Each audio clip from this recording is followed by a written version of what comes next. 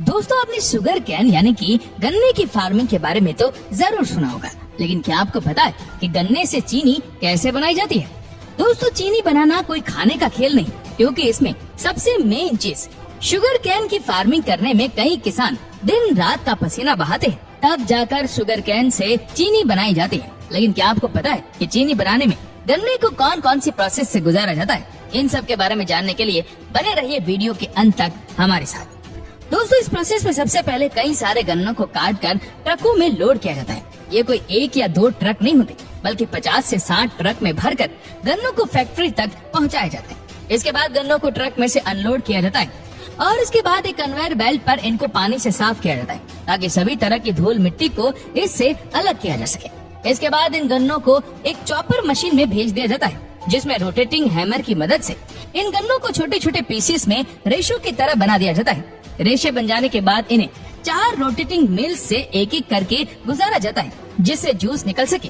4 बार करने का कारण यही है कि जितनी बार गन्ने इन मिल्स के रोटेटिंग ड्रम से गुजरते हैं, उतना ही ज्यादा जूस निकलता है। और जब सारा जूस निकाल दिया जाता है, तो जूस को पाइपलाइन से अलग अलग कर दिया जाता है और इस बचे हुए गन्ने के कचरे को यानी कि बगास को फेंकने के बजाय काम में लाया जाता है।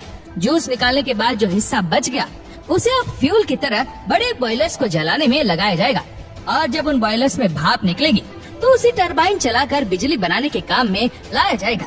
अब उस जूस को एक टैंक में डाला जाता है, जहाँ इस जूस की ब्लीचिंग होती है।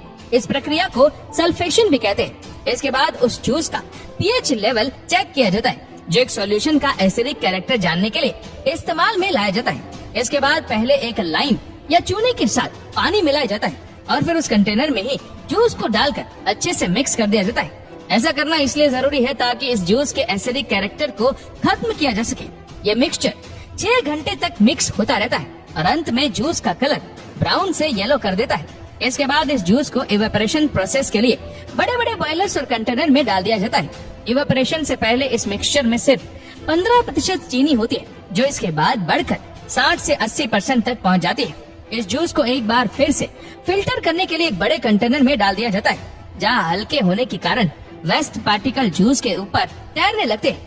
अब यहाँ पर जो बचता है वो गाढ़ा होने के कारण जूस से हटकर अब सिरप हो जाता है और अब इस सिरप में अल्कोहल में सस्पेंड किए गए सुक्रोज के क्रिस्टल डाले जाते हैं। इन क्रिस्टल्स के डालने से पूरा मिक्सचर ही धीरे धीरे क्रिस्टलाइज्ड होना शुरू हो जाता है। क्रिस्टल्स मिक्स करने के बाद अब इस पूरे मिक्सचर को फिर से उबाला जाएगा और एक सिरप से भी ज्यादा गाढ़ा पेस्ट बन जाएगा।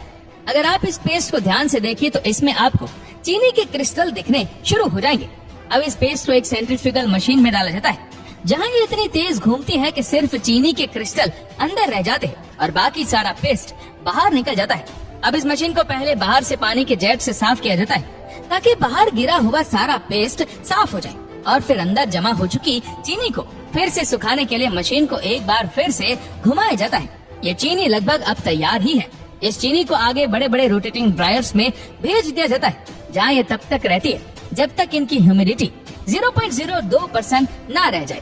अब इस अच्छी तरह सूख चुकी क्रिस्टलाइज शुगर को आप देखेंगे तो बस आपको एक कमी लगेगी कि इसके कुछ क्रिस्टल बहुत बड़े हैं। इन क्रिस्टल्स को अलग करने के लिए 3 तरह के फिल्टर या छलनी से होकर गुजारा जाता है, जिनके नीचे इन्हें कलेक्ट करने के लिए कंटेनर्स लगे होते हैं, जो अलग अलग स्टेज में अलग अलग आकार की चीनी को कलेक्ट करते हैं। और आखिर में जब ये चीनी तैयार हो जाती है, तो इन्हें बड़े बड़े बैग में भरकर पैक कर दिया जाता है और इन्हें बेचने के लिए मार्केट में भेज दिया जाता है।